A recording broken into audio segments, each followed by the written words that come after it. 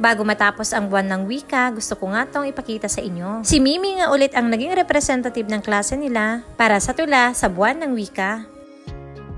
Hi everyone! Nandito na naman kami sa school ni Mimi bilang support system niya. Akala nga namin program talaga to, kaya nagpunta kami lahat dito. Medyo marami-rami nga din silang magko-compete as grade 1 representative sa pagtutula sa buwan ng wika. Marami na palang nauna bago kay Mimi dahil nga sineselect muna sila. Lahat pala sila ay grade 1 at kasama din tong si Kuya Irvin niya.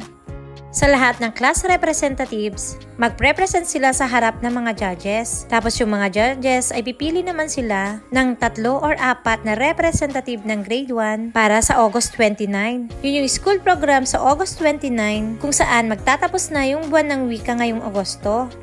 Hindi pala kaagad-agad nakuha yung result kung sino yung napili. Pero alam nyo yun, nakaka-proud bilang tita mami. Tapos makikita mo yung alaga mo na ganito. Super active na nga siya sa academics niya. Anyway, wala na pala siya sa GT class. Pinalipat na nga siya sa regular class. Gawa ng masyado talaga siyang nahihirapan. Siyempre, naiintindihan din naman namin siya. Gawa ng madami siyang pinagdaanan talaga. Diba nakwento ko na sa inyo dati? Dumaan nga siya ng maraming surgeries, ng chemotherapy, at iba pang medical procedures maliban pa sa mga tinitake niyang iba't ibang klase ng medicines. Nag-start nga yun nung 1-year-old pa siya. Kaya napag-isipan namin, mahirap naman pag persado yung utak. Di bale at grade 1 pa lang naman siya. At nung napunta nga siya sa regular class, tingnan nyo at nag-excel na siya.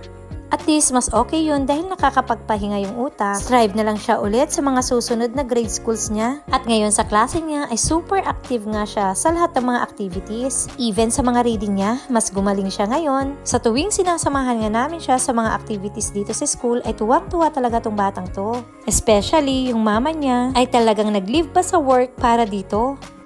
Katapos nga namin sa school, humirit nga si Mimi ng Jollibee. Syempre kami naman ay sabit nga lang. Sagot nga ng titang madam niya. Kung napapansin nyo, wala si Ate Cheska na kasama namin. May pasok na kasi siya sa mga oras na to.